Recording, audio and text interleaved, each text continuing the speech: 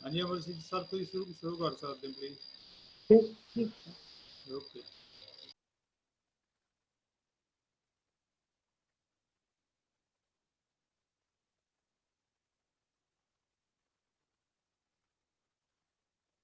Hello and welcome to my class. I am Amarjeet Singh. मैं सरकारी उद्योगिक सिखलाई संस्था बसी पठाना ਵਿੱਚ ਬਤੌਰ ਇਲੈਕਟ੍ਰੀਸ਼ੀਅਨ ਇੰਸਟ੍ਰਕਟਰ ਹੈ। ਸਭ ਤੋਂ ਪਹਿਲਾਂ ਜਿਵੇਂ ਕਿ ਤੁਹਾਨੂੰ ਪਤਾ ਹੀ ਹੈ ਵੀ ਭਾਰਤ ਹੀ ਨਹੀਂ ਪੂਰਾ ਵਿਸ਼ਵ ਹੀ ਕੋਵਿਡ-19 ਬਿਮਾਰੀ ਕਰਕੇ ਲਾਕਡਾਊਨ ਦੀ ਪ੍ਰਸਥਿਤੀ ਵਿੱਚ ਜਾ ਚੁੱਕਿਆ ਹੈ ਤੇ ਇਸ ਕਰਕੇ ਇਸ ਦਾ ਮਾੜਾ ਅਸਰ ਪੂਰੀ ਇੰਡਸਟਰੀਜ਼, ਸਿੱਖਿਆ ਸੰਸਥਾਨ ਤੇ ਹੋਰ ਵੀ ਕਈ ਇਹੋ ਜਿਹੇ ਉਦਯੋਗ ਹਨ ਜਿਨ੍ਹਾਂ ਕਰਕੇ ਵੀ ਇਸ ਦਾ ਮਾੜਾ ਅਸਰ ਪੈ ਰਿਹਾ ਤੇ ਹੁਣ ਪੜ੍ਹਾਈ ਦੇ ਖੇਤਰ ਵਿੱਚ ਵੀ ਕੋਵਿਡ-19 ਦੀ ਵਜ੍ਹਾ ਕਰਕੇ ਬੱਚਿਆਂ ਦੀ ਪੜ੍ਹਾਈ ਦੇ ਉੱਪਰ ਵੀ ਮਾੜਾ ਅਸਰ ਪੈ ਰਿਹਾ ਤੇ ਉਸ ਤੋਂ ਆਪਾਂ ਬਚਾਓ ਕਰਨ ਲਈ ਔਰ ਬੱਚਿਆਂ ਦੀ ਸਿੱਖਿਆ ਦੀ ਸਹੀ ਸੁਚਾਰੂ ਢੰਗ ਨਾਲ ਚੱਲਦੀ ਰਹੇ ਉਹਦੇ ਵਾਸਤੇ ਆਪਾਂ ਆਨਲਾਈਨ ਜਿਹੜੀ ਡਿਸਟੈਂਸ ਐਜੂਕੇਸ਼ਨ ਹੈ ਉਹ ਹੁਣ ਚਲਾ ਰਹੇ ਹਾਂ। ਇਸ ਵਜ੍ਹਾ ਕਰਕੇ ਮੈਂ ਬਹੁਤ ਹੀ ਧੰਨਵਾਦੀ ਹਾਂ ਵੀ ਜਿਹੜੇ ਆਪਾਂ ਜਿਵੇਂ ਕਿ ਆਪਣੇ ਨੀਮੀ ਹੋ ਗਿਆ, ਆਈਟੋਟ ਲਾਲੜੂ ਹੋ ਗਿਆ ਤੇ ਪੰਜਾਬ ਗੌਰਮੈਂਟ ਪਲੱਸ ਵਿਸ਼ੇਸ਼ ਤੌਰ ਤੇ ਮੈਂ ਵਿਜੇਂਦਰ ਧਵਨ ਜੀ ਦਾ ਵੀ ਡਿਪਟੀ ਡਾਇਰੈਕਟਰ ਸਾਹਿਬ ਦਾ ਬਹੁਤ ਧੰਨਵਾਦ ਕਰਦਾ ਵੀ ਜਿਨ੍ਹਾਂ ਦੀ ਵਜ੍ਹਾ ਕਰਕੇ ਅਸੀਂ ਇਹ ਡਿਸਟੈਂਸ ਐਜੂਕੇਸ਼ਨ ਹੋਰ ਬੱਚਿਆਂ ਪਲੱਸ ਪੂਰੇ ਆਲ ਓਵਰ ਇੰਡੀਆ ਆਪਾਂ ਇਹ ਚਲਾ ਰਹੇ ਹਾਂ। ਤੇ ਹੁਣ ਮੈਂ ਆਪਣਾ ਜਿਹੜਾ ਮੇਰਾ ਟੌਪਿਕ ਹੈਗਾ ਸੈੱਲ ਐਂਡ ਬੈਟਰੀਜ਼ ਦੇ ਰਿਗਾਰਡਿੰਗ, ਇਸ ਵਿੱਚ ਮੈਂ ਬੇਸਿਕ ਸੈੱਲ ਅਤੇ ਬੈਟਰੀਜ਼ ਬਾਰੇ ਦੱਸੂਗਾ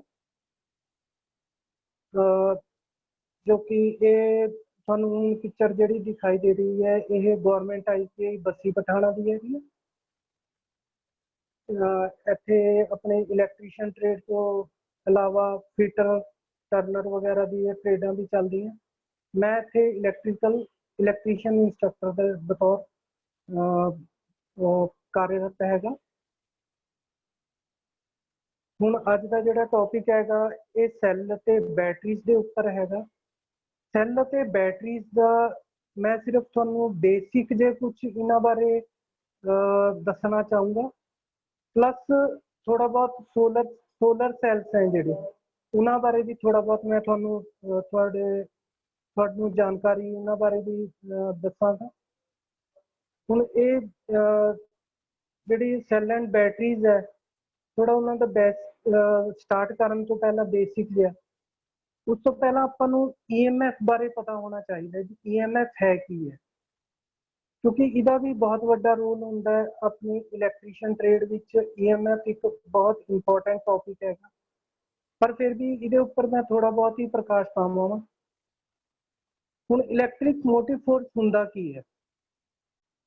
for electricity to flow there has to be something to push the electrons along ਵੀ ਜੇ ਆਪਾਂ ਨੇ ਇਲੈਕਟ੍ਰਿਸਿਟੀ ਜਾਂ ਬਿਜਲੀ ਨੂੰ ਫਲੋ ਕਰਨ ਵਾਸਤੇ ਇਲੈਕਟ੍ਰॉन्स ਦੀ ਮੂਵਮੈਂਟ ਹੋਣੀ ਜ਼ਰੂਰੀ ਹੈ। ਹੁਣ ਇਲੈਕਟ੍ਰॉन्स ਦੀ ਮੂਵਮੈਂਟ ਨੂੰ ਮੂਵ ਕਰਨ ਲਈ ਜਿਹੜਾ ਫੋਰਸ ਚਾਹੀਦਾ ਹੈ ਉਸ ਫੋਰਸ ਨੂੰ ਹੀ ਆਪਾਂ ਇਲੈਕਟ੍ਰੋਮੋਟਿਵ ਫੋਰਸ ਕਹਿੰਦੇ ਆ। ਇਹਦੇ ਨਾਲ ਇੱਕ ਤਰੀਕੇ ਦਾ ਇਹ ਇਲੈਕਟ੍ਰॉन्स ਨੂੰ ਮੂਵ ਕਰਨ ਦਾ ਜਿਹੜਾ ਫੋਰਸ ਹੈ, ਜਿਵੇਂ ਕਿ ਆ ਬੰਦਾ ਇੱਕ ਤੁਹਾਨੂੰ ਸਾਹਮਣੇ ਦਿਖ ਰਿਹਾ ਹੈ ਉਹਦੇ ਪਰ ਮੈਂਸ਼ਨ ਕਰਿਆ EMF, ਉਹ ਇੱਕ ਫੋਰਸ ਲਗਾ ਰਿਹਾ ਹੈ ਯਾਨੀ ਕਿ ਤਾਕਤ ਲਗਾ ਰਿਹਾ ਹੈ ਜਿਸ ਕਰਕੇ ਕੋਈ ਚੀਜ਼ ਅੱਗੇ ਵਧੂਗੀ। ਉਸ ਤਰ੍ਹਾਂ ਇਲੈਕਟ੍ਰॉन्स ਨੂੰ ਅੱਗੇ ਵਧਾਉਣ ਵਾਸਤੇ ਜਿਹੜੀ ਫੋਰਸ ਚਾਹੀਦੀ ਹੈ ਜਾਂ ਤਾਕਤ ਚਾਹੀਦੀ ਹੈ ਉਹ ਫੋਰਸ ਇਲੈਕਟ੍ਰੋਮੋਟਿਵ ਫੋਰਸ ਕਹਿਲਾਉਂਦੀ ਹੈ। ਹੁਣ ਜਿਹੜੀ EMF ਹੈਗੀ ਹੈ EMF ਨੂੰ ਆਪਾਂ ਵੋਲਟਸ 'ਚ ਮੈਜ਼ਰ ਕਰਦੇ ਹਾਂ ਜਾਂ ਮਾਪਦੇ ਹੈਗੇ ਆ। ਹੁਣ EMF ਇਹ ਕਿਵੇਂ ਪ੍ਰੋਡਿਊਸ ਹੁੰਦੀ ਹੈ, ਕਿਵੇਂ ਪੈਦਾ ਹੁੰਦੀ ਹੈ। ਐਂ ਤਾਂ ਇਹਦੇ ਕਈ ਤਰ੍ਹਾਂ ਦੇ ਸੋਰਸ ਹੈਗੇ ਆ, ਪਰ ਜਿਹੜਾ ਇੱਕ ਅੱਜ ਦਾ ਟੌਪਿਕ ਹੈ ਕਿ ਬੈਟਰੀ ਵੀ ਉਹਨਾਂ 'ਚ ਇੱਕ ਸੋਰਸ ਹੈਗਾ ਜਿਹਦੇ ਥਰੂ ਆਪਾਂ ਨੂੰ EMF ਪ੍ਰੋਡਿਊਸ ਹੁੰਦੀ ਹੈ। ਜਿਵੇਂ ਕਿ ਇਹਦੇ 'ਚ ਇੱਕ ਸ਼ੋ ਕਰਿਆ ਹੋਇਆ, ਇੱਕ battery releases EMF to a circuit which induces current। यानी कि भी एक बैटरी इलेक्ट्रोमोटिव फोर्स किसी सर्किट विच रिलीज कर दी है, जिस करके करंट उस सर्किट विच पैदा हो। पहला EMF प्रोड्यूस होगा, बैटरी रिलीज कर दी है, और उस EMF की वजह करके ही इंड्यूस हो जाता करंट। हुण बैटरी की हैगी, battery is a group of cells which transfer electrical energy from chemical energy. हुण बैटरी एक सैलों का ग्रुप हैगा जिहड़ी कि केमिकल एनर्जी नूं, कोई केमिकल हैगे केमिकल जिवें कि मैटल्स हो गया या तेजाब हो गया, तरल पदार्थ हो गया, इन्हां नूं आपां यही कैमिकल्स नूं, जिहड़े कैमिकल्स बैटरी च पए हुए हैं, उन्हां दी वजह करके ही कैमिकल एनर्जी जिहड़ी हैगी है वो इलैक्ट्रिकल एनर्जी च कन्वर्ट हो जाती है। ਤਾਂ ਇੱਕ ਬੈਟਰੀ ਗਰੁੱਪ ਦਾ ਸੈੱਲਾਂ ਦਾ ਗਰੁੱਪ ਹੈਗਾ ਜੋ એનર્ਜੀ ਨੂੰ ਇਲੈਕਟ੍ਰੀਕਲ એનર્ਜੀ ਵਿੱਚ ਕਨਵਰਟ ਕਰਦੇ ਹਨ।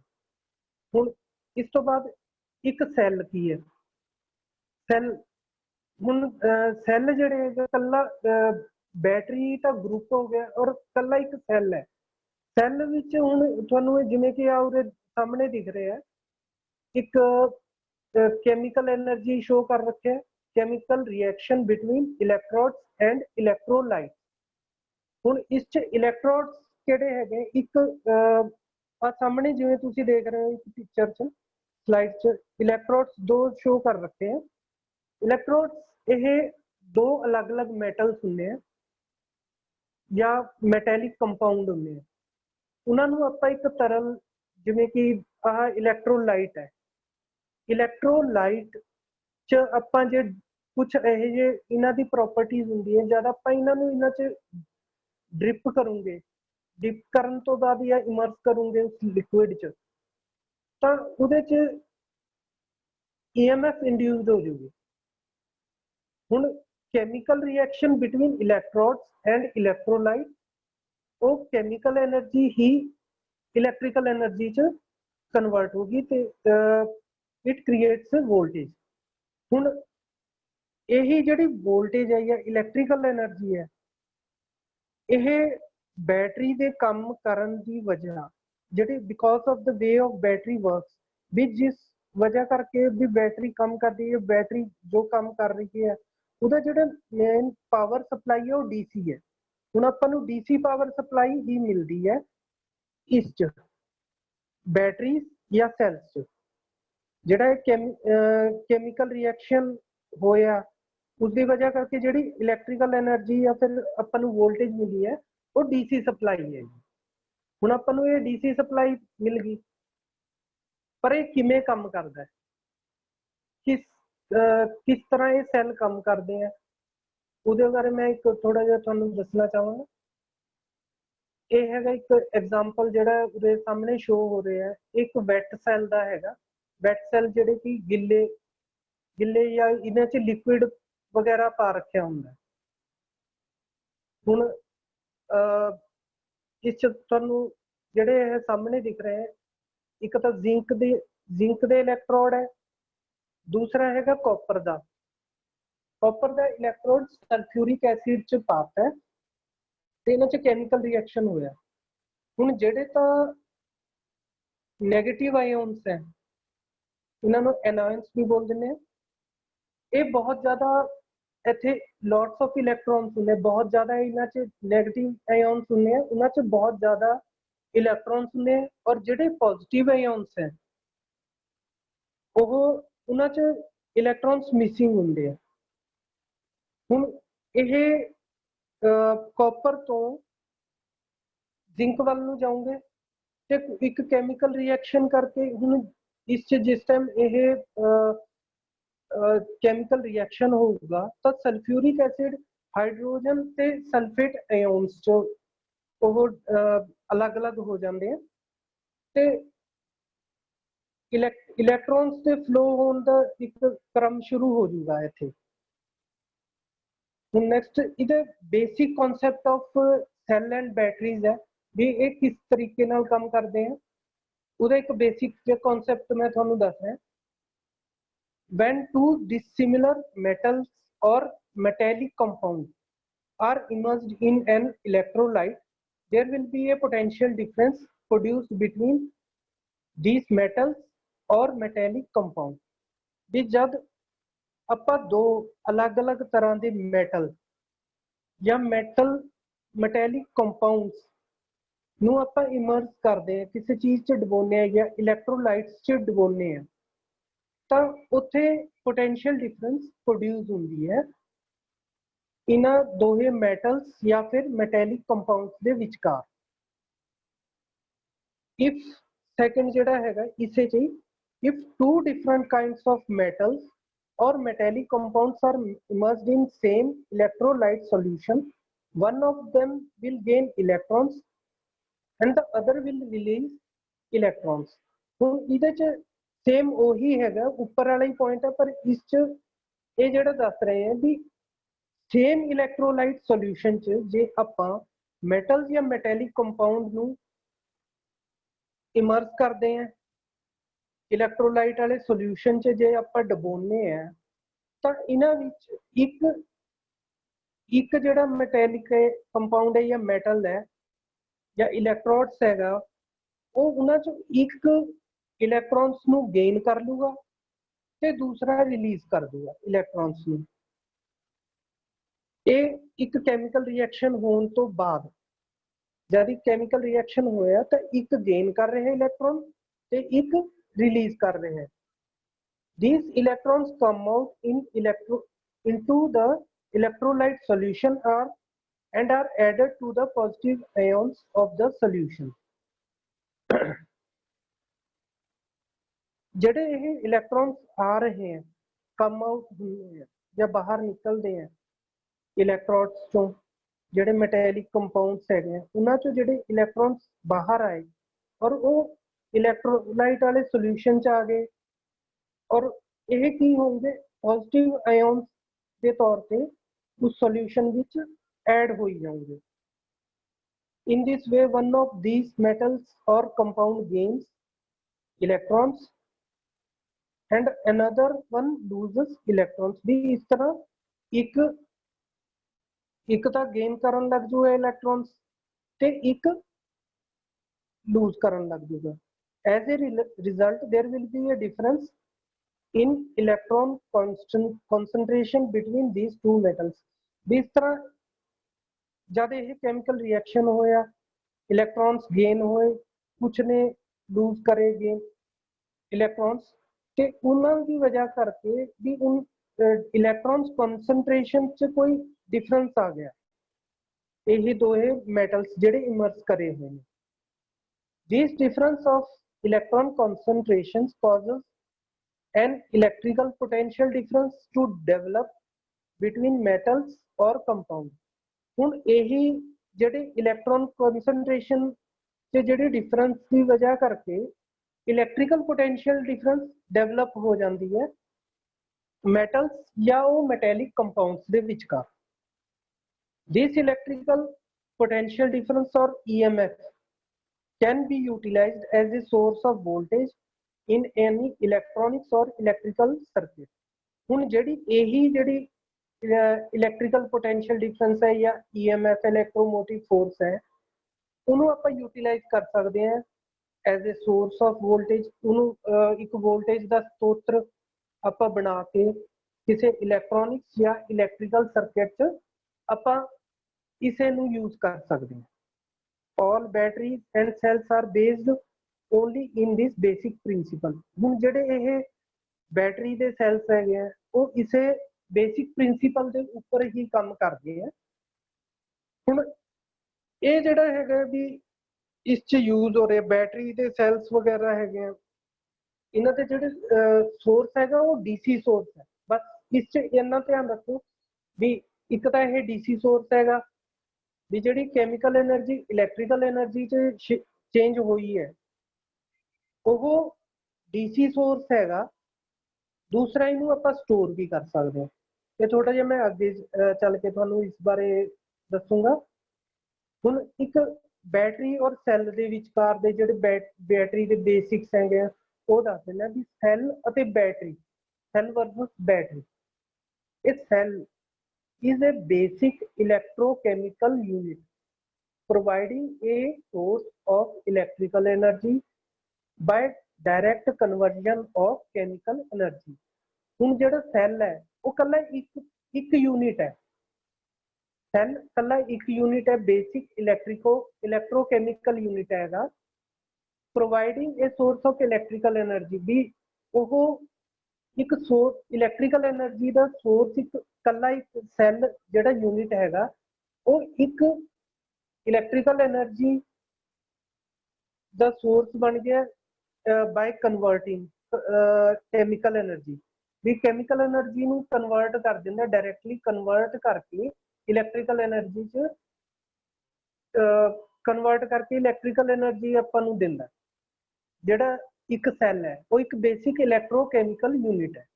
The cell consists of an assembly of electrodes, separator, electrolyte, container and terminals। ਹੁਣ ਜਿਹੜੇ ਸੈਲਸ 'ਚ ਅਲੱਗ-ਅਲੱਗ ਡਿਫਰੈਂਟ ਪਾਰਟਸ ਹੈਗੇ ਆ ਉਹਨਾਂ ਨੂੰ ਜਿਹੜਾ ਅਸੈਂਬਲ ਕਰਿਆ ਹੋਇਆ ਇਹਨਾਂ 'ਚ ਇੱਕ ਤਾਂ ਹੋ ਗਿਆ ਇਲੈਕਟ੍ਰੋਡਸ, ਇੱਕ ਹੋ ਗਿਆ ਸੈਪਰੇਟਰ, ਇਲੈਕਟ੍ਰੋਲਾਈਟ ਹੋ ਗਿਆ। ਇਲੈਕਟ੍ਰੋਲਾਈਟ ਕੋਈ ਤੇਜ਼ਾਬ ਵਗੈਰਾ ਹੋ ਸਕਦਾ ਹੈ। ਇਲੈਕਟ੍ਰੋਡਸ ਦੋ ਬਾਈਮੈਟੈਲਿਕ ਕੋਈ ਮੈਟਲਸ ਹੋ ਸਕਦਾ ਹੈ ਜਾਂ ਕੰਪਾਊਂਡ ਹੋ ਸਕਦਾ ਹੈ। ਕੰਟੇਨਰ ਜਿਸ ਵਿੱਚ ਆਪਾਂ ਇਹਨਾਂ ਨੂੰ ਰੱਖਣਾ ਹੈਗਾ, ਇਲੈਕਟ੍ਰੋਡਸ, ਇਲੈਕਟ੍ਰੋਲਾਈਟ ਤੇ ਸੈਪਰੇਟਰ ਨੂੰ। ਤੇ ਨਾਲ ਹੀ ਇਹਨਾਂ ਦੇ ਉੱਪਰ ਟਰਮੀਨਲਸ ਲੱਗੇ ਹੁੰਦੇ ਜਿੱਥੇ ਪੋਜ਼ਿਟਿਵ ਤੇ ਨੈਗੇਟਿਵ ਟਰਮੀਨਲਸ ਆਪਾਂ ਨੂੰ ਮਿਲੂਗੇ ਜੋ ਕਿ ਰੈੱਡ ਤੇ ਬਲੈਕ ਕਲਰ 'ਚ ਹੁੰਦੇ। ਹੁਣ battery consist of one or more electrochemical cells। ਹੁਣ ਜਿਹੜੀ ਬੈਟਰੀ ਹੈਗੀ ਹੈ ਉਹ ਇੱਕ ਜਾਂ ਇੱਕ ਤੋਂ ਵੱਧ ਇਲੈਕਟ੍ਰੋਕੈਮੀਕਲ ਸੈਲਸ ਹੈ। ਉਹਨਾਂ ਨੂੰ ਇਹ ਜਿਹੜੇ ਸੈਲਸ ਹੈਗੇ ਆ ਉਹੀ ਅੱਗੇ ਜਾ ਕੇ ਆਪਾਂ ਜੇ ਉਹਨਾਂ ਨੂੰ ਕਨੈਕਟ ਕਰੂਗੇ ਤਾਂ ਉਹ ਇੱਕ ਬੈਟਰੀ ਦਾ ਰੂਪ ਲੈ ਲੈਂਦੇ। Electrically connected in an appropriate series oblique parallel arrangement to provide a required operating voltage and current levels।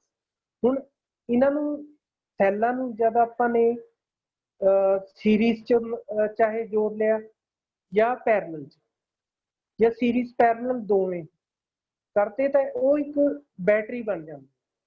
ਔਰ ਆਪਾਂ ਨੂੰ ਜਿੰਨੀ ਰਿਕੁਆਇਰਮੈਂਟ ਹੈਗੀ ਹੈ ਵੋਲਟੇਜ ਦੀ ਜਾਂ ਕਰੰਟ ਲੈਵਲ ਦੀ। ਹੁਣ ਜਿਹੜਾ ਇਹ ਕਰੰਟ ਲੈਵਲ ਹੈ ਇੱਕ ਬੈਟਰੀ 'ਚ ਆਪਾਂ ਜੇ ਤੁਸੀਂ ਧਿਆਨ ਨਾਲ ਦੇਖੋਗੇ ਇੱਕ ਵੋਲਟੇਜ ਲਿਖੀ ਵੀ ਹੁੰਦੀ ਹੈ, ਜਿਵੇਂ ਕਿ ਕਾਰ ਦੀ ਤੁਸੀਂ ਦੇਖਿਆ ਹੋਊਗਾ ਬੈਟਰੀ ਹੋਊਗੀ ਉਸ 'ਚ 12 ਵੋਲਟ ਪਲੱਸ ਕਰੰਟ ਦਾ ਇੱਕ ਲੈਵਲ ਦੇ ਰੱਖਿਆ, ਕਰੰਟ ਕੈਪੈਸਿਟੀ ਦੇ ਰੱਖੀ ਹੁੰਦੀ ਹੈ AH ਕੈਪੈਸਿਟੀ ਬੋਲਦੇ। ਉਹ ਹੋ ਸਕਦੀ ਹੈ 120 100 AH ਜਾਂ 150 AH, ਇਸ ਤਰ੍ਹਾਂ ਕਰਕੇ ਅਲੱਗ-ਅਲੱਗ ਹੁੰਦੀ ਹੈ। ਯਾਨੀ ਕਿ AH ਹੋ ਗਿਆ ਐਂਪੀਅਰ ਆਵਰ, 120 AH यानी कि वैसे तो ये 75% तक आप रखते हैं।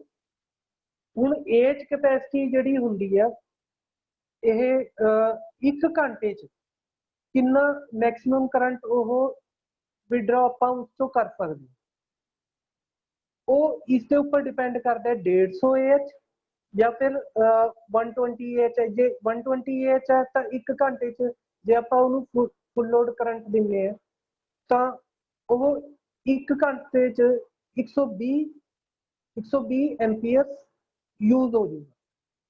ਇੰਨਾ ਆਪਾਂ ਉਹਦੇ 'ਚੋਂ ਕਰੰਟ ਲੈ ਸਕਦੇ।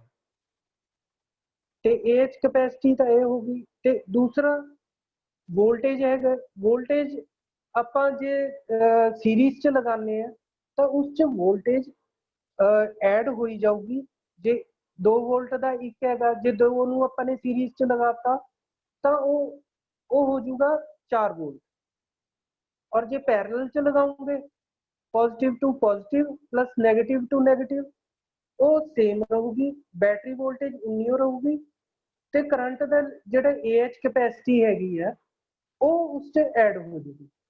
ਜੇ 10 AH ਦੀ ਕੈਪੈਸਿਟੀ ਹੈ ਇੱਕ ਬੈਟਰੀ ਦੀ, ਜੇ ਆਪਾਂ ਉਹਨਾਂ ਨੂੰ ਪੈਰਲਲ 'ਚ ਲਗਾ ਦੂੰਗੇ ਤਾਂ ਉਹ 20 AH ਹੋ ਜੂਗਾ। ਹੁਣ things that can go wrong with cells, ਹੁਣ ਕੁਛ ਇਹੋ ਜਿਹੇ ਹੋ ਜਾਂਦੇ ਕੈਮੀਕਲ ਰਿਐਕਸ਼ਨ ਜਦ ਹੁੰਦਾ ਤਾਂ ਸੈੱਲ ਵਿੱਚ ਕੁਛ ਚੀਜ਼ਾਂ ਗਲਤ ਹੋਣ ਲੱਗ ਜਾਂਦੀਆਂ ਜੋ ਕਿ ਆਪਣੇ ਲਈ ਉਹਨਾਂ ਦਾ ਆਪਾਂ ਨੂੰ ਡਰਾਬੈਕਸ ਹੈਗੇ ਆ, ਆਪਾਂ ਨੂੰ ਕੁਛ ਉਹਨਾਂ ਦਾ ਨੁਕਸਾਨ ਉਠਾਉਣਾ ਪੈ ਸਕਦਾ, ਨੁਕਸਾਨ ਹੁੰਦੇ ਆ ਆਪਾਂ ਨੂੰ। ਇਹ ਕਿਸ ਤਰ੍ਹਾਂ ਦੇ ਹੋਣਗੇ ਉਹਨਾਂ ਬਾਰੇ ਮੈਂ ਥੋੜਾ ਜਿਹਾ ਤੁਹਾਨੂੰ ਡਿਫਾਈਨ ਕਰ ਦਿੰਦਾ। Normally zinc contains many impurities, example copper and iron।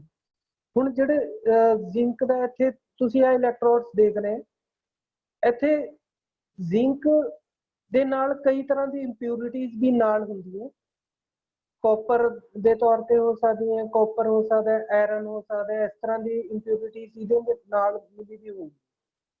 These reacts with zinc like carbon electrode। ਹੁਣ ਇਹ ਕਿਆ ਹੋਊਗਾ, ਇਹ ਇੱਕ ਇਲੈਕਟ੍ਰੋਡਸ ਦੇ ਨਾਲ ਇੰਪਿਊਰਿਟੀਜ਼ ਜਿਹੜੀਆਂ ਹੈਗੀਆਂ ਉਹ ਰਿਐਕਟ ਕਰਨ ਲੱਗ ਜਾਂਦੀ, ਆਪਸ 'ਚ ਇਹਨਾਂ 'ਚ ਰਿਐਕਸ਼ਨ ਵੀ ਹੋਣ ਲੱਗ ਜੂਗਾ। These takes ions away from the current and electrical power is lost। ਹੁਣ ਉਹ ਜਿਹੜੇ ions ਹੈ, ions ਕੀ ਕਰੂਗੇ, ਉਹਨਾਂ ਇੰਪਿਊਰਿਟੀਜ਼ ਤੋਂ ਇਹ ਕਰੰਟ ਇਹ ions ਲੈਣ ਲੱਗ ਜੂਗੇ। ਜਿਵੇਂ ਇਸ 'ਚ ਤੁਹਾਨੂੰ ਇਸ ਪਿਕਚਰ 'ਚ Fe ਹੋ ਗਿਆ ਆਇਰਨ ਔਰ Cu copper.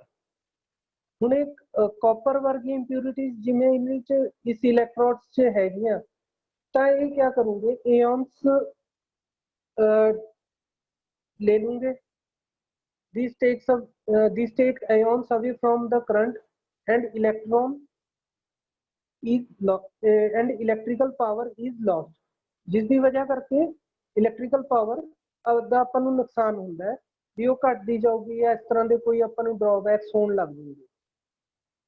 This is minimized by coating the electrode in mercury or use pure zinc without impurities। ਹੁਣ ਇਹ ਜਿਹੜੀ ਇਹ ਲੋਕਲ ਐਕਸ਼ਨ ਵਾਲਾ, ਇਹਨੂੰ ਵੈਸੇ ਆਪਾਂ ਲੋਕਲ ਐਕਸ਼ਨ ਕਹਿੰਦੇ ਆ। ਇਹ ਕਿਆ ਹੋਊਗਾ ਜੀ, ਆਪਾਂ ਇਹਨਾਂ ਨੂੰ ਮਿਨੀਮਾਈਜ਼ ਕਰਨਾ ਚਾਹੁੰਦੇ ਆ, ਘੱਟ ਤੋਂ ਘੱਟ ਆਪਾਂ ਨੂੰ ਇਹ ਲਾਸ ਹੋਣ, ਤਾਂ ਉਹਦੇ ਵਾਸਤੇ ਆਪਾਂ ਜਾਂ ਤਾਂ ਇਲੈਕਟ੍ਰੋਡਸ ਜਿਹੜਾ ਇੰਪਿਊਰਿਟੀਜ਼ ਵਾਲਾ ਹੈ, ਜਿਹੜਾ ਇੰਪਿਊਰਿਟੀਜ਼ ਵਾਲਾ ਹੈ ਜਿਵੇਂ ਕਾਪਰ ਤੇ ਆਇਰਨ ਦੀ ਇੰਪਿਊਰਿਟੀਜ਼ ਉਹਦੇ ਨਾਲ ਮਿਕਸ ਹੋ ਰਹੀਆਂ, ਆਪਾਂ ਉਹਨਾਂ ਦੇ ਉੱਪਰ ਮੈਰਕੂਰੀ ਦੀ ਕੋਟਿੰਗ ਕਰ ਦੂੰਗੇ। ਹੁਣ ਉਹ ਮੈਰਕੂਰੀ ਦੀ ਕੋਟਿੰਗ ਹੋਣ ਨਾਲ ਕਿਆ ਹੋਊਗਾ, ਆਇਓਨਸ ਇਹਨਾਂ ਦੇ ਨਾਲ ਕਾਪਰ ਜਾਂ ਫਿਰ ਆਇਰਨ ਵਾਲਿਆਂ ਦੇ ਨਾਲ ਉਹ ਟੱਚ ਨਹੀਂ ਹੋਣਗੇ ਜਾਂ ਉਹਨਾਂ ਦੇ ਨਾਲ ਕੋਈ ਕੈਮੀਕਲ ਰਿਐਕਸ਼ਨ ਨਹੀਂ ਹੋਊਗਾ ਔਰ ਇਹ ਆਪਾਂ ਨੂੰ ਪੂਰੀ ਸਹੀ ਢੰਗ ਨਾਲ ਪਾਵਰ ਕੰਜ਼ਿਊਮ ਹੋਊਗੀ। ਇਸ ਤਰ੍ਹਾਂ ਹੀ ਜੇ ਇਹ ਨਹੀਂ ਆਪਾਂ ਮੈਰਕੂਰੀ ਦੀ ਕੋਟਿੰਗ ਨਹੀਂ ਕਰ ਰਹੇ ਹੈਗੇ, ਜੇ ਆਪਣੇ ਕੋਲ ਪਿਓਰ ਜ਼ਿੰਕ ਦੀ ਇੱਕ ਪੂਰੀ ਇਲੈਕਟ੍ਰੋਡ ਹੈ ਜਿਹਦੇ 'ਚ ਕੋਈ ਇੰਪਿਊਰਿਟੀਜ਼ ਨਹੀਂ ਹੈਗੀ, ਵਿਦਾਊਟ ਇੰਪਿਊਰਿਟੀਜ਼ ਹੈ, ਜੇ ਆਪਾਂ ਉਹ ਯੂਜ਼ ਕਰਦੇ ਹਾਂ ਤਾਂ ਇਹ ਜਿਹੜੀ ਹੈਗੀ ਹੈ ਤਾਂ ਵੀ ਇਹ ਮਿਨੀਮਾਈਜ਼ ਹੋ ਜਾਂਦਾ ਹੈ ਲੋਕਲ ਐਕਸ਼ਨ। ਹੁਣ ਇੱਕ ਦੂਸਰਾ ਇੱਕ ਹੈਗਾ ਜਿਹੜੀ ਆਪਾਂ ਨੂੰ ਆਪਣੇ ਕੋਲ ਇੱਕ ਹੋਰ ਲਾਸ ਟਾਈਪ ਹੈਗਾ, ਉਹ ਹੈਗਾ ਪੋਲਰਾਈਜ਼ੇਸ਼ਨ।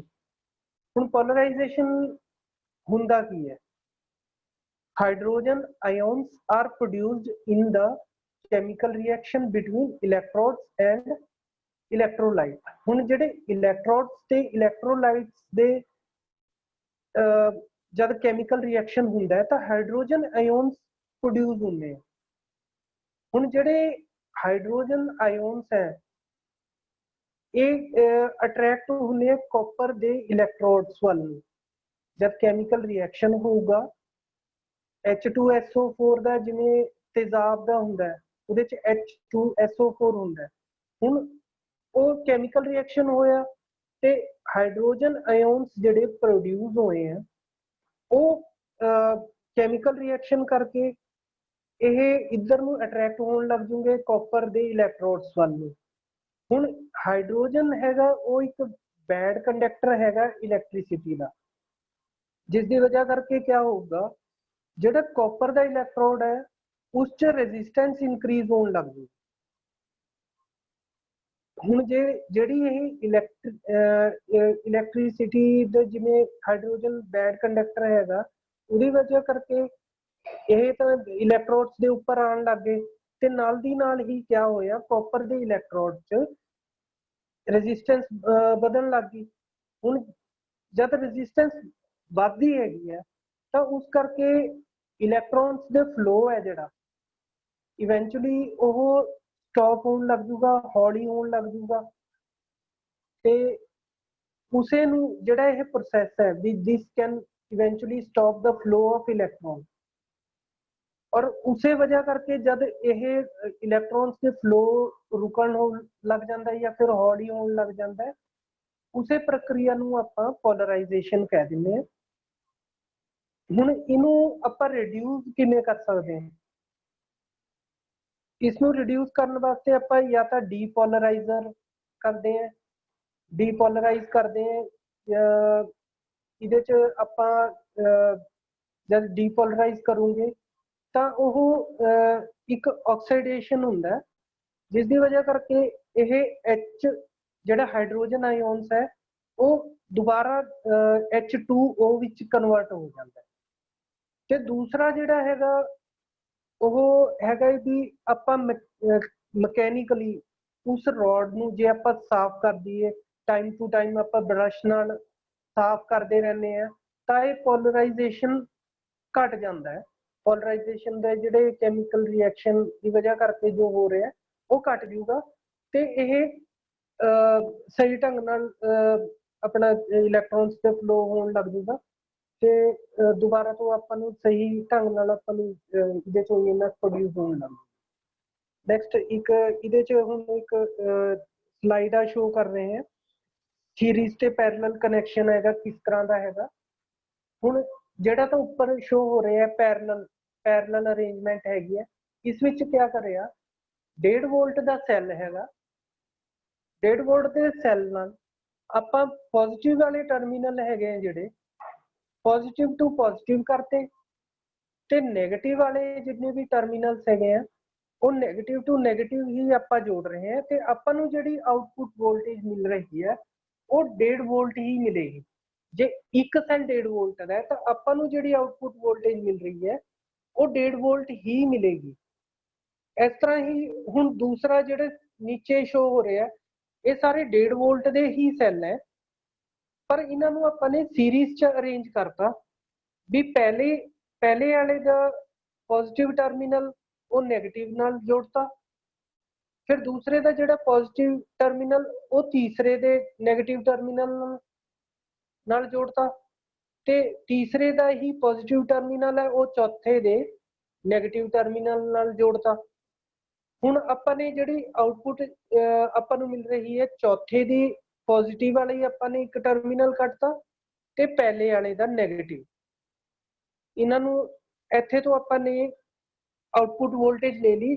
ਆਪਾਂ ਨੂੰ ਜੇ ਸਮਝ ਲਓ ਰਿਕੁਆਇਰਮੈਂਟ ਸੀਗੀ 6 ਵੋਲਟ ਤਾਂ 1.5 ਨੂੰ ਆਪਾਂ ਨੇ ਸੀਰੀਜ਼ 'ਚ ਜੋੜਿਆ ਤੇ ਆਪਾਂ ਨੂੰ 6 ਵੋਲਟ ਮਿਲ ਗਈ ਉੱਥੇ ਤੋਂ।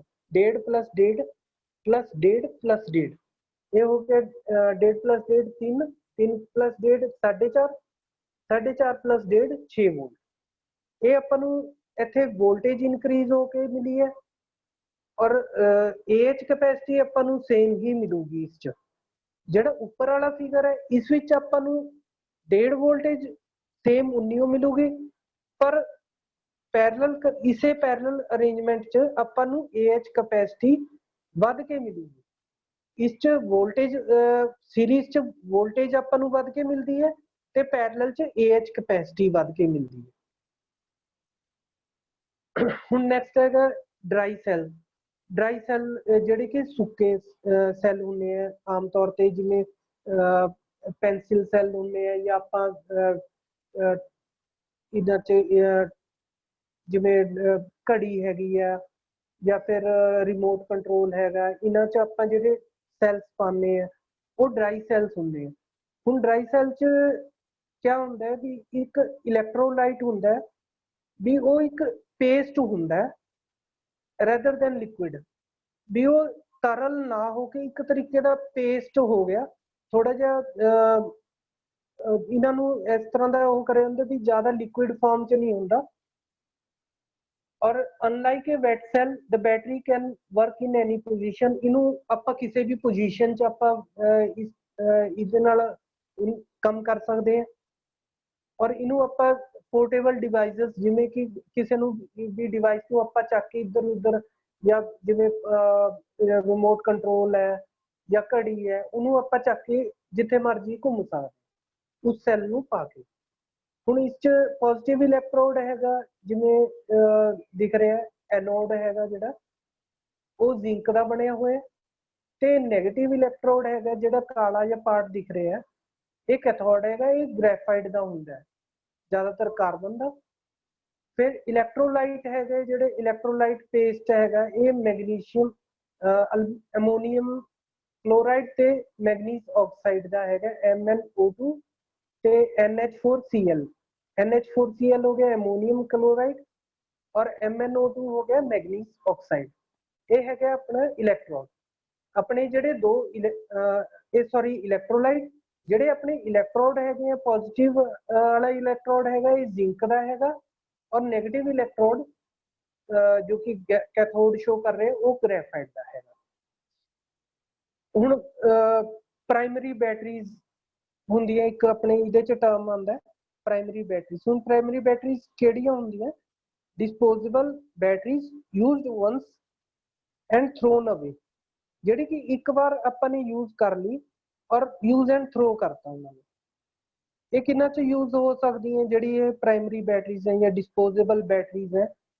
ਇਹ ਇੱਕ ਤਾਂ ਪੋਰਟੇਬਲ ਡਿਵਾਈਸਿਸ, ਜਿਵੇਂ ਘੜੀ ਹੋ ਗਈ, ਟਾਰਚ ਹੋ ਗਈ, ਰਿਮੋਟ ਹੋ ਗਿਆ, ਇਸ ਤਰ੍ਹਾਂ ਦੀ ਕਈ ਚੀਜ਼ਾਂ ਹੈਗੀਆਂ। Portable devices with low current, ਵੀ ਜਿਨ੍ਹਾਂ 'ਚ ਕਰੰਟ ਬਹੁਤ, ਆਪਾਂ ਨੂੰ ਇੰਨਾ ਜ਼ਿਆਦਾ ਕਰੰਟ ਨਹੀਂ ਚਾਹੀਦਾ।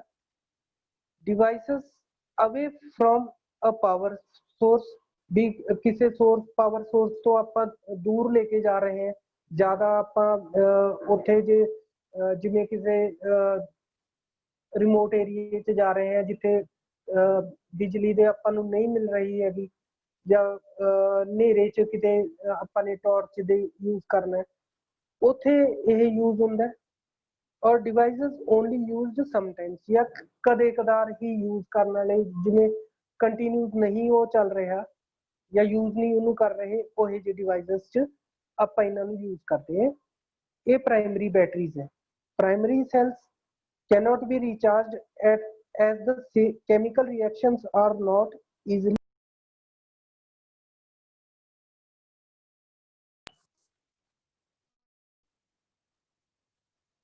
ਹੁਣ ਜਿਹੜੇ ਪ੍ਰਾਇਮਰੀ ਸੈਲਸ ਹੈ ਇਹ ਇਹਨਾਂ 'ਚ ਕੈਮੀਕਲ ਰਿਐਕਸ਼ਨ ਉਹ ਦੁਬਾਰਾ ਤੋਂ ਰਿਵਰਟ ਬੈਕ ਨਹੀਂ ਹੋ ਸਕਦੀ, ਇਹ ਦੁਬਾਰਾ ਤੋਂ ਆਪਾਂ ਯੂਜ਼ ਨਹੀਂ ਕਰ ਸਕਦੇ। ਹੁਣ ਨੈਕਸਟ ਹੈਗੇ ਸੈਕੰਡਰੀ ਬੈਟਰੀਜ਼। ਹੁਣ secondary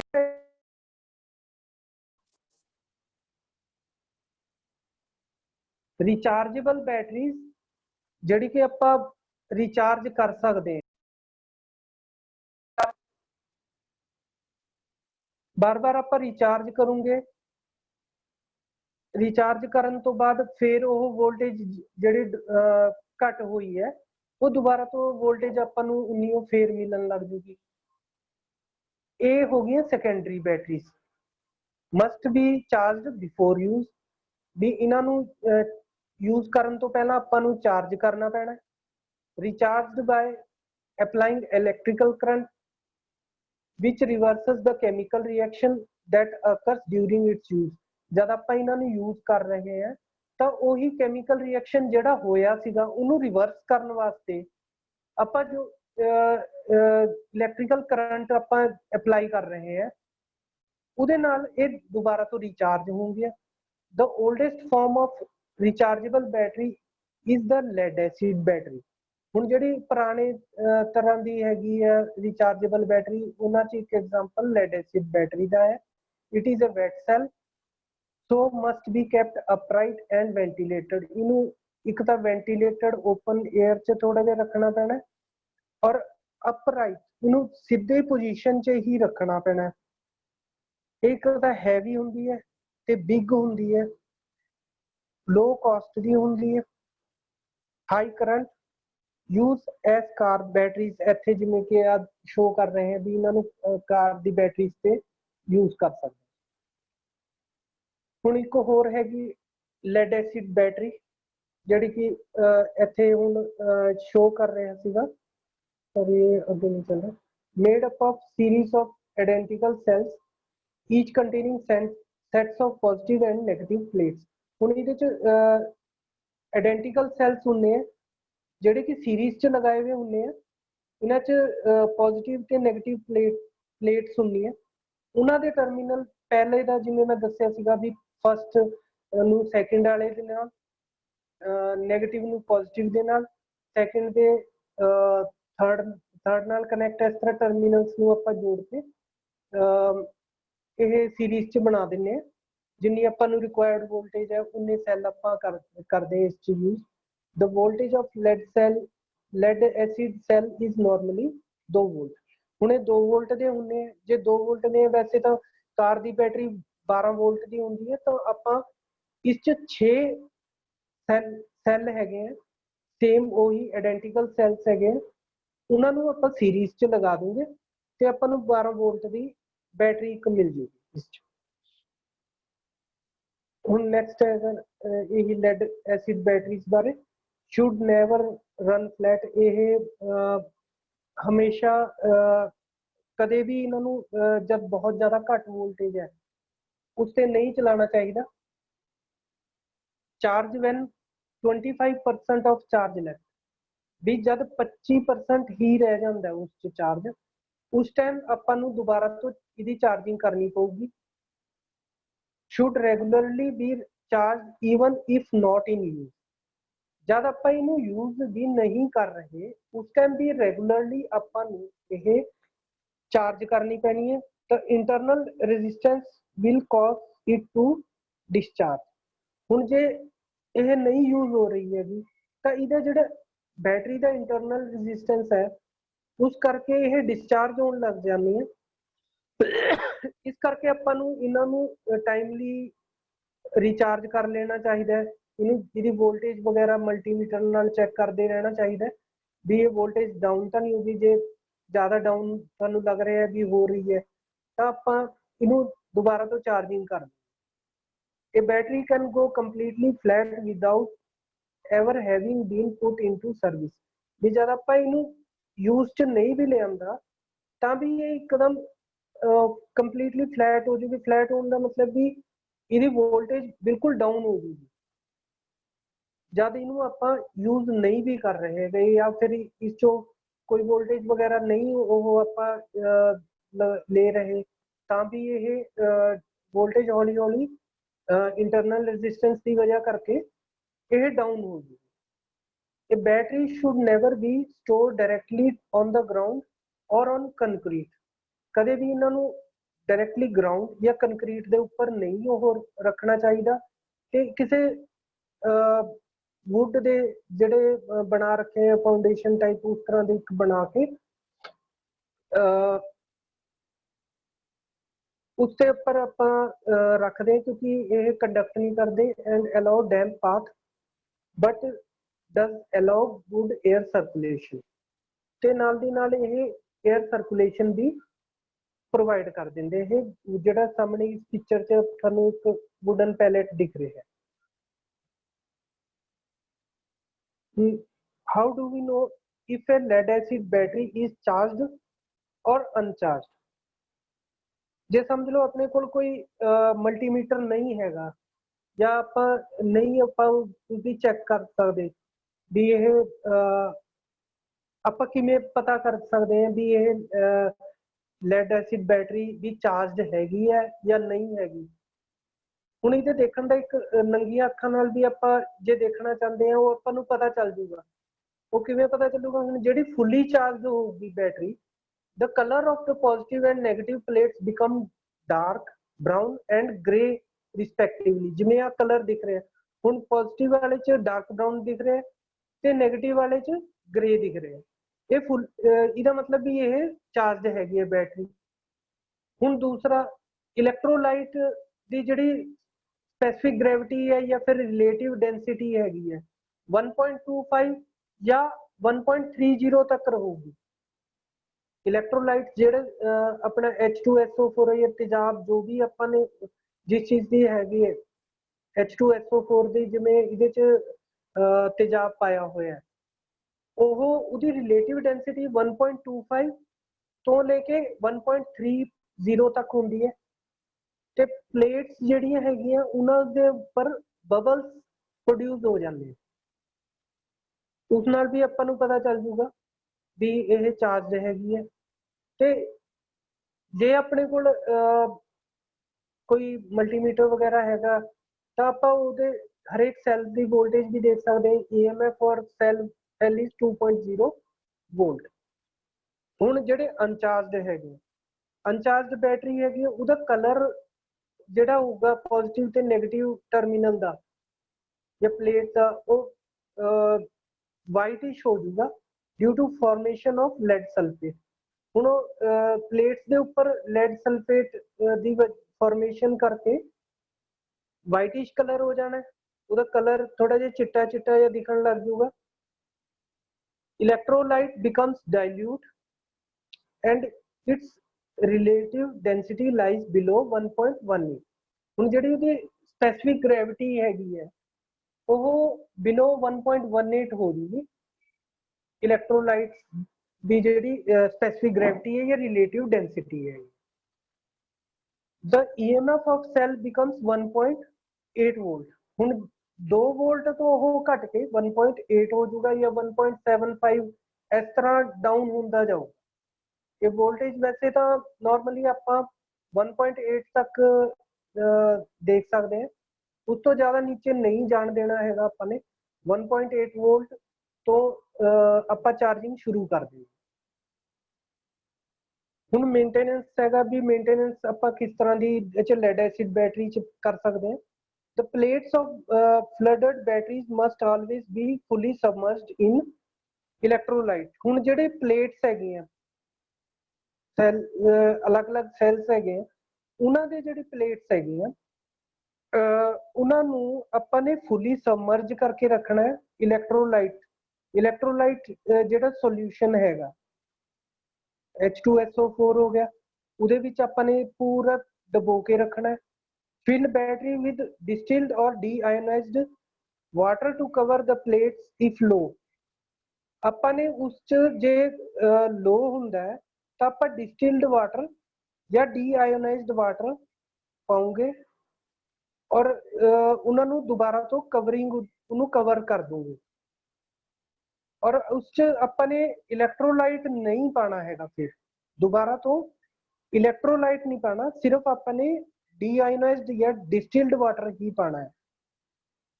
The frequency of watering depends on usage, charge method and operating temperature। ਹੁਣ ਜਿਹੜੀ frequency ਹੈਗੀ ਹੈ, ਜਿਹੜੇ ਟਾਈਮਲੀ ਆਪਾਂ ਉਹ ਕਰਦੇ ਹਾਂ, ਇਹ ਡਿਪੈਂਡ ਕਰਦਾ ਆਪਾਂ ਕਿੰਨਾ ਉਹਨੂੰ ਯੂਜ਼ ਕਰ ਰਹੇ ਹਾਂ ਬੈਟਰੀ ਨੂੰ, ਉਹਦੀ ਚਾਰਜਿੰਗ ਮੈਥਡ ਕਿਸ ਤਰ੍ਹਾਂ ਦੀ ਹੈਗੀ ਹੈ। ਜ਼ਿਆਦਾ ਚਾਰਜ ਕਰ ਰਹੇ ਹੈ, ਓਵਰ ਚਾਰਜ ਹੋ ਰਹੀ ਹੈ, ਤਾਂ ਵੀ ਕਈ ਵਾਰ ਓਵਰ ਚਾਰਜਿੰਗ 'ਚ ਵੀ ਇਹ ਉੜੀ ਜਾਂਦਾ ਹੁੰਦਾ ਤੇ ਪਲੇਟਸ ਥੋੜੀਆਂ ਡਾਊਨ ਹੋਣ ਲੱਗ ਜਾਂਦੀ ਹੈ, ਸੌਰੀ ਜਿਹੜਾ ਇਲੈਕਟ੍ਰੋਲਾਈਟ ਹੈ।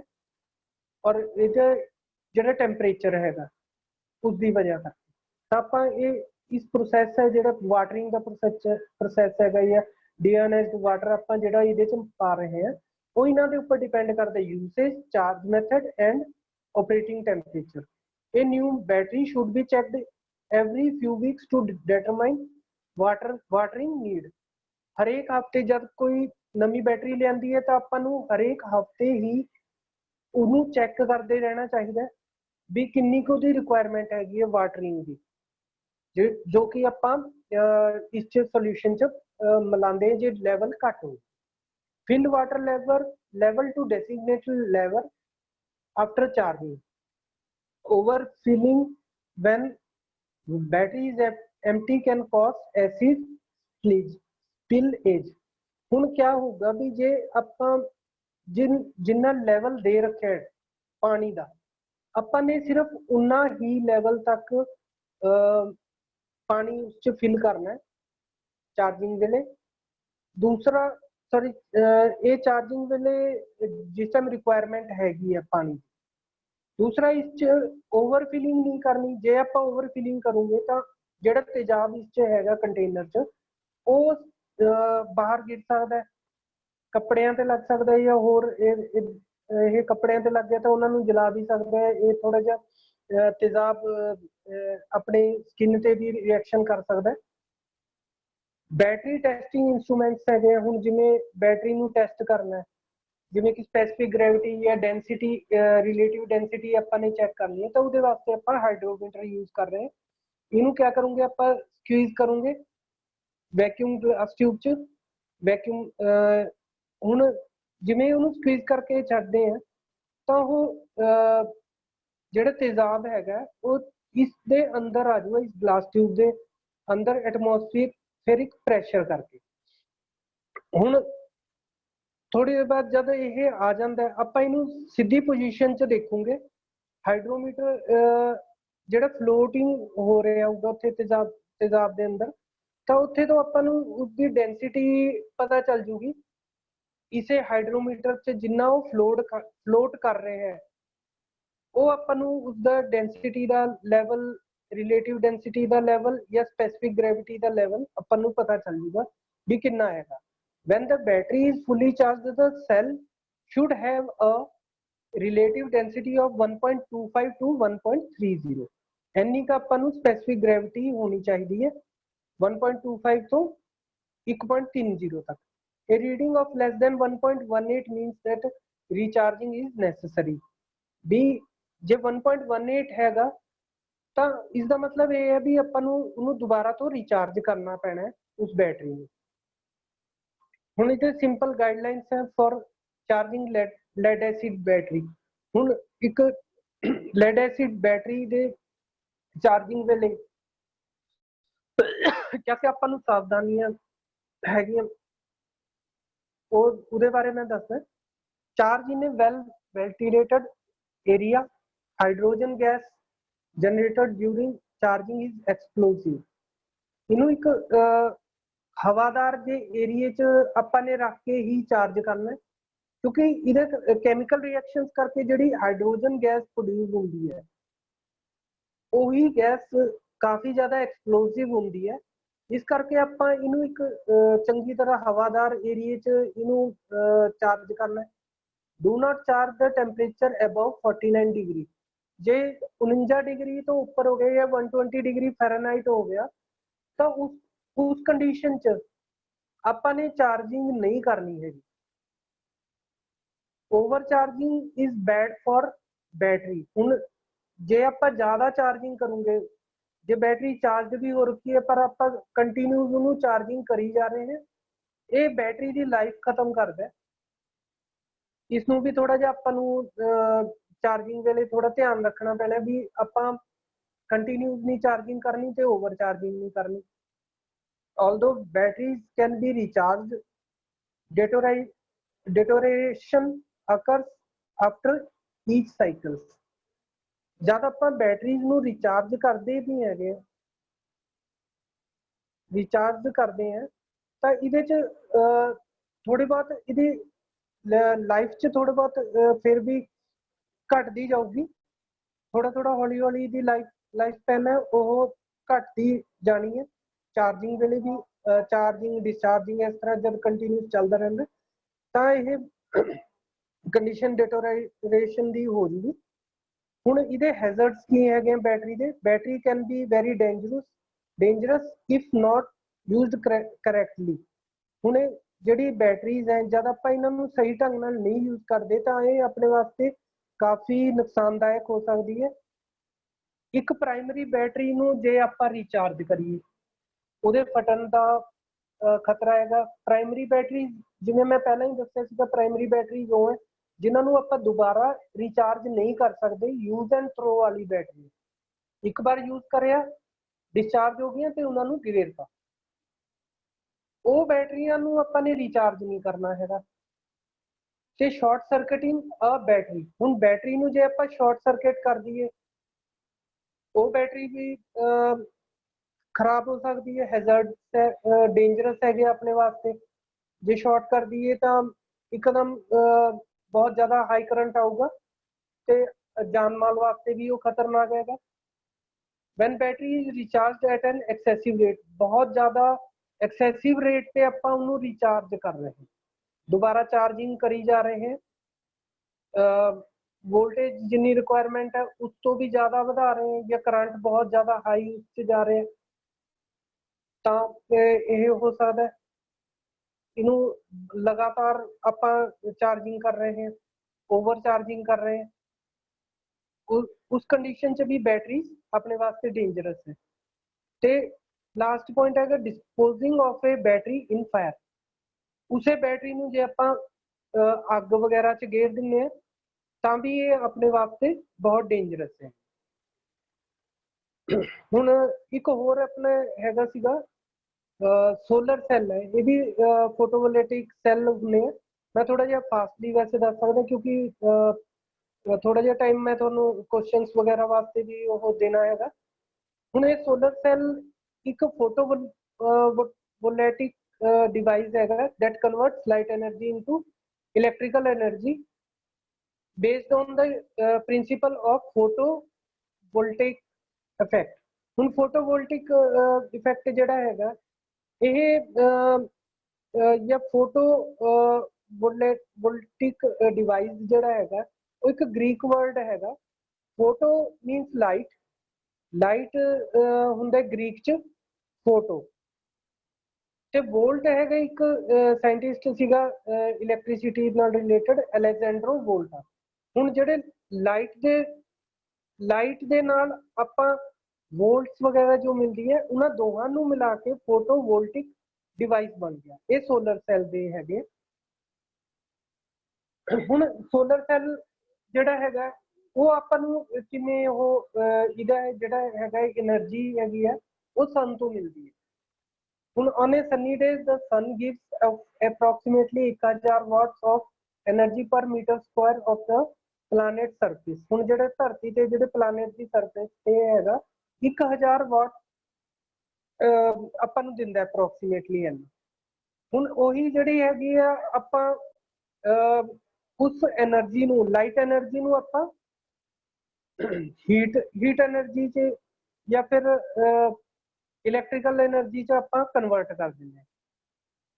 if we could collect all of that energy we would easily power our home for free। ਹੁਣ ਜੇ ਆਪਾਂ ਉਹ ਸਾਰੀ ਨੂੰ ਕਲੈਕਟ ਕਰ ਸਕਦੇ ਹੁੰਦੇ ਤਾਂ ਆਪਾਂ ਨੂੰ ਇਹ ਪਾਵਰ ਆਪਣੇ ਘਰ 'ਚ ਫ੍ਰੀ 'ਚ ਮਿਲ ਜਾਣੀ ਸੀ। ਹੁਣ what is a solar panel? ਇੱਕ ਸੋਲਰ ਪੈਨਲ ਹੁੰਦਾ ਕੀ ਹੈ? ਇਹ solar panel is made from ਮੈਨੀ ਸੋਲਰ ਸੈਲਸ। ਸੋਲਰ ਸੈਲਸ, ਕਈ ਤਰ੍ਹਾਂ ਦੇ ਸੋਲਰ ਸੈਲਸ ਨੂੰ ਮਿਲਾ ਕੇ ਇੱਕ ਸੋਲਰ ਪੈਨਲ ਬਣਿਆ। Solar cell is device that uses photoelectric effect to generate electricity from light।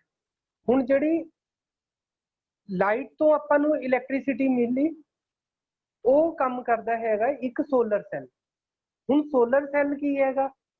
The photoelectric effect is the flow of electric current in a material when material is exposed to light। ਜਦ ਆਪਾਂ ਕਿਸੇ photo electric effect ਉਸ time ਹੁੰਦਾ ਵੀ ਜਦ ਆਪਾਂ ਉਹਨੂੰ expose ਕਰਦੇ ਹਾਂ ਕਿਸੇ ਲਾਈਟ 'ਚ, ਜਿਵੇਂ ਸੂਰਜ ਦੀ ਕਿਰਨਾਂ ਹੈਗੀਆਂ ਉਸ 'ਚ ਆਪਾਂ ਨੇ ਲਿਆਂਦਾ ਤੇ ਉਸ 'ਚ ਐਕਸਪੋਜ਼ ਕਰਿਆ ਤੇ ਉਹਨੇ ਉਸ ਮਟੀਰੀਅਲ ਨੇ ਇਲੈਕਟ੍ਰਿਕ ਕਰੰਟ ਫਲੋ ਕਰਵਾਉਣਾ ਸ਼ੁਰੂ ਕਰਤਾ ਜਾਂ EMF ਪ੍ਰੋਡਿਊਸ ਕਰਤਾ। ਇਹ ਕੰਮ ਇੱਕ ਸੋਲਰ ਸੈੱਲ ਦਾ ਹੈਗਾ। The simplest type of solar cell is made from silicon which is a semiconductor। ਹੁਣ ਇਹ ਸੈਮੀਕੰਡਕਟਰ ਤੋਂ ਹੀ ਇਹ ਸੋਲਰ ਸੈੱਲ ਬਣਿਆ। ਸੋਲਰ ਸੈੱਲ ਤੋਂ ਸੋਲਰ ਪੈਨਲ ਬਣੇ।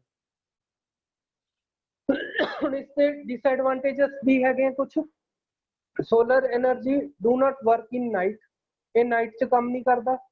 Solar cells need to be handled carefully, so can be difficult to transport, भी इन्हां नूं बहुत हैंडल करना थोड़ा जिहा मुश्किल हैगा।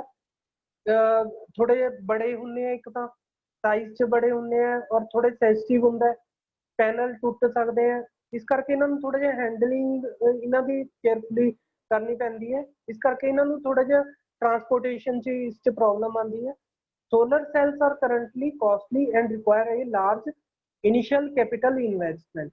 भी शुरुआत 'ਚ जब ਆਪਾਂ ਇਸ ਨੂੰ ਇੰਸਟਾਲ ਕਰਦੇ ਹਾਂ ਤਾਂ ਇਹ ਥੋੜਾ ਜਿਹਾ ਹਾਈ ਕਾਸਟ ਹੁੰਦਾ ਹੈ। ਇਨੀਸ਼ੀਅਲ ਜਿਹੜਾ ਇਹਦਾ ਇਨਵੈਸਟਮੈਂਟ ਹੈ ਉਹ ਬਹੁਤ ਜ਼ਿਆਦਾ ਹੁੰਦੀ ਹੈ। ਹੁਣ ਇਸ ਦੇ ਐਡਵਾਂਟੇजेस ਹੈਗੇ ਆ ਜਿਹੜੇ ਸੋਲਰ ਸੈਲ ਦੇ। once installed they produce energy without waste or pollution। ਬਿਨਾ pollution ਤੋਂ, ਬਿਨਾ waste ਤੋਂ ਜਦ ਇੱਕ ਵਾਰ ਇਹ ਕੰਮ ਕਰਨ ਲੱਗੇ ਤਾਂ ਜਿਹੜੀ ਇਹ એનર્ਜੀ ਪ੍ਰੋਡਿਊਸ ਕਰੂਗੇ ਉਹ ਆਪਣੇ ਵਾਸਤੇ ਫਾਇਦੇਮੰਦ ਹੋਊਗੀ, ਕਿਉਂਕਿ ਇਹ ਇੱਕ ਤਾਂ ਪੋਲਿਊਸ਼ਨ ਨਹੀਂ, ਉਹ ਪ੍ਰਦੂਸ਼ਣ ਨਹੀਂ ਹੁੰਦਾ, ਇੱਕ ਇਹਦੇ 'ਚ ਕੋਈ ਵੇਸਟ ਪ੍ਰੋਡਕਟ ਆਪਾਂ ਨੂੰ ਨਹੀਂ ਮਿਲੇਗਾ। they have no moving parts so need little maintenance therefore they are cheap to run। ਹੁਣ ਇਹ ਇਹਨਾਂ ਦੇ ਜਿਹੜੇ ਰਨਿੰਗ ਕਾਸਟ ਹੈਗਾ ਉਹ ਬਹੁਤ ਘੱਟ ਹੈਗਾ, ਕਿਉਂਕਿ ਇਹਨਾਂ 'ਚ ਮੂਵਿੰਗ ਪਾਰਟਸ ਨਹੀਂ, ਆਪਾਂ ਨੂੰ ਮੇਨਟੇਨੈਂਸ ਦੀ ਘੱਟ ਲੋੜ ਪੈਣੀ ਹੈ। ਤਾਂ ਕਰਕੇ ਇਹ ਫਿਰ ਆਪਣੇ ਵਾਸਤੇ ਰਨਿੰਗ ਵੇਲੇ ਆਪਾਂ ਨੂੰ ਇਹ ਬਹੁਤ ਜ਼ਿਆਦਾ ਚੀਪ ਬੈਠਦੇ ਆ। solar power is good when grid connection और fuel transport is difficult। भी जिथे रिमोट एरिया, पहाड़ी एरिया, जिमें सैटेलाइट्स वगैरह हैगियां, ਉਹੀ जी जगह ते ਇਹ એનર્ਜੀ ਆਪਾਂ ਪਹੁੰਚਾ ਨਹੀਂ ਸਕਦੇ। ਉੱਥੇ ਇੱਕ ਵਾਰ ਜੇ ਪਹੁੰਚਾਤਾ, ਜਿਵੇਂ सोलर पावर इंस्टॉल हो गए या सोलर पैनल इंस्टॉल हो गए, फिर ਆਪਾਂ ਨੂੰ ਕੋਈ ਹੋਰ ਐਕਸਟਰਾ ਕੋਈ ਫਿਊਲ ਦਾ ट्रांसपोर्टेशन ਦਾ ਇਸ ਤਰ੍ਹਾਂ ਦਾ ਕੋਈ ਚੱਕਰ ਨਹੀਂ ਪੈਣਾ ਤੇ ਆਪਾਂ ਨੂੰ ਫਿਰ ਇਹ ਰਿਮੋਟ ਏਰੀਆ 'ਚ ਬੜੇ ਆਰਾਮ ਨਾਲ ਜਾਂ ਸੈਟੇਲਾਈਟਸ ਤੇ ਆਰਾਮ ਨਾਲ ਆਪਾਂ ਨੂੰ ਪਾਵਰ ਸਪਲਾਈ ਮਿਲ ਸਕਦੀ।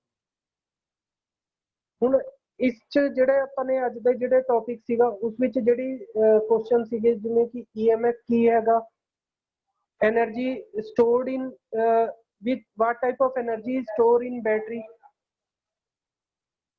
which type of energy is this transfer to। ਹੁਣ ਜਿਹੜੀ ਸਟੋਰ ਹੋ ਕੇ ਬਾਅਦ ਚ ਟ੍ਰਾਂਸਫਰ ਹੋਈ ਹੈ ਉਹ ਕਿਹੜੀ એનર્ਜੀ ਹੈਗੀ ਹੈ ਇਹ ਪਤਾ ਚੱਲਿਆ, ਤੇ ਬੈਟ ਤੇ ਡਰਾਈ ਸੈੱਲ ਬਾਰੇ ਪਤਾ ਚੱਲਿਆ। what you can do secondary battery ਤੇ ਪ੍ਰਾਇਮਰੀ ਬੈਟਰੀ ਚ ਇਹਨਾਂ ਬਾਰੇ ਪਤਾ ਚੱਲਿਆ, ਤੇ ਲੈਡ ਐਸਿਡ ਬੈਟਰੀ ਬਿਫੋਰ ਤੇ ਆਫਟਰ ਚਾਰजिंग ਚ ਕੀ ਹੋ। That's all मेरा इतना ही सीगा chapter. Any questions?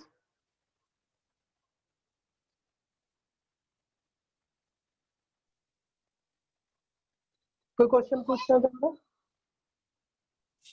Hello sir. हाँ जी,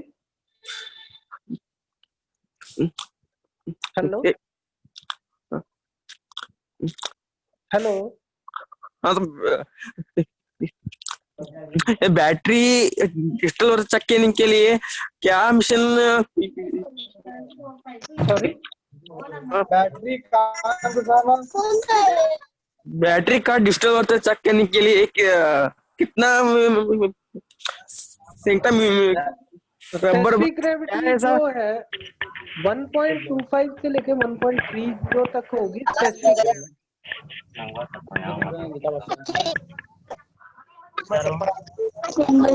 हेलो, क्या बोल रहे? मैं जोर बोल रहा हूं। मेरा कॉन्टैक्ट नंबर है और ईमेल आईडी दे रखा है। अगर कोई क्वेश्चंस वगैरह या कुछ भी पूछना है इस पे आप ये स्क्रीनशॉट ले लीजिए या आपको आप मुझसे पूछ सकते हैं इसके रिगार्डिंग। ना बंद हुआ ना, देख ले चाचा देख रहे हैं। अच्छा क्या देख रहे हैं?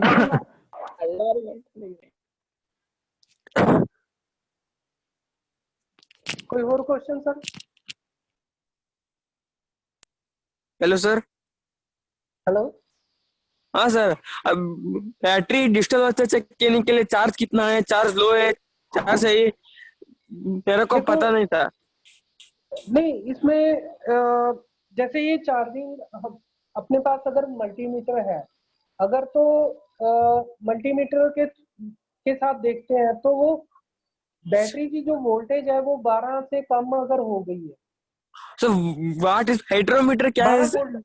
हाइड्रोमीटर हाइड्रोमीटर स्पेसिफिक ग्रेविटी देखने के लिए है, स्पेसिफिक ग्रेविटी या रिलेटिव डेंसिटी। अगर आप ओके, हाइड्रोमीटर जैसे थैंक्स सर। तेजाब एक, हाँ हाँ ठीक। Specific gravity sir sir hello, hello sir. Hello, specific gravity, हाँ जी बोलिए। हाँ स्पेसिफिक ग्रेविटी मतलब क्या है sir? Hello,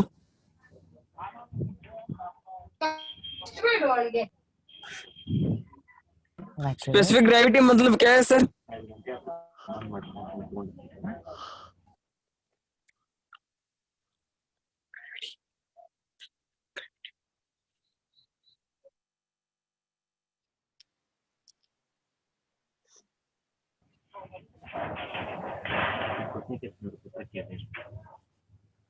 hello sir. Hello hello hello, sir,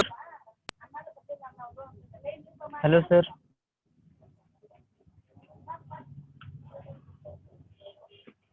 hello hello sir, hello, hello,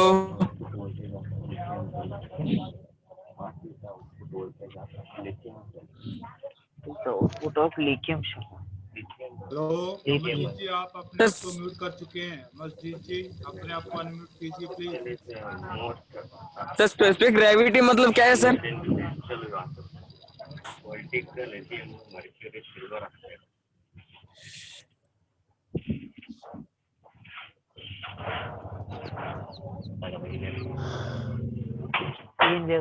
What is the output? What is the unit of frequency? Frequency word. Amarjeet sir, hello sir, unmute कीजिए Amarjeet sir. Amarjeet sir, hello What is the unit of hello power? Sir, hello sir, Power and unit. Sir Amarjeet sir, What is the unit of current? Ohm. Hello, hello sir, Ampere current. Hello sir, This appearance is resistance to charges, conductance charges. What is volt? ಯಾ ಲೇಬರ್ ಮಾರಿನ ತೋದನು ಬರೀ ಮೂಗ ತೋರ್ಸ್ತಂತಾರ ಪೆಂಟ್ರ್ ಮೂಗ. ಏಯ್ Amarjeet sir, Amarjeet sir, हाँ जी, क्या पूछ रहे हैं आपने?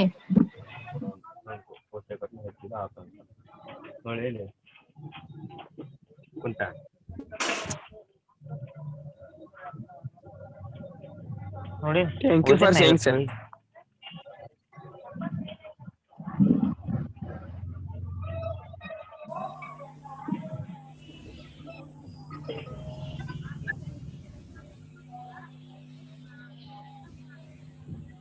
आकाशा